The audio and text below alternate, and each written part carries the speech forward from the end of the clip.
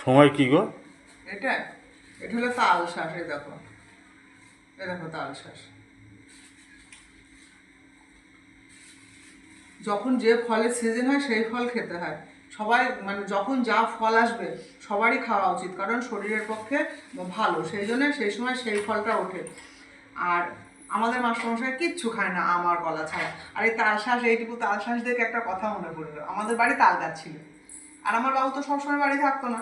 তা আমরা অপেক্ষা করে থাকতাম বাবু কবে আসবে, আর বাবু তাল গাছে উঠতে পারতো, উঠে সেই কাঁদি কাঁদি তাল বস্তা ভর্তি করে বেড়ে নিয়ে আসতো, আর সে খাওয়া কত। এখন আর সহ্য হয় না। এখন দেখো এইটুকু টুকু তাল শাঁস 20 টাকায় 3টে আমাদের এখানে। তোমাদের ওখানে কটা? কটা জানিও তো। আর তুমি তো কিচ্ছু খাও না। আর এই দেখো একটা আম, এটাও কেনা। এই আমটা রাখা আছে, এখন এই তাল শাঁসটা খাবো, আমটা খাবো না, আমটা কাল সকালে খাবো। আর সবাই খাওয়া যখনকার সিজনের যা ফল, মাস্টারমশাইয়ের মতো হয়েও না কিন্তু, খাওয়াও দরকার, ফল শরীরের পক্ষে ভালো, শরীর ভালো থাকে।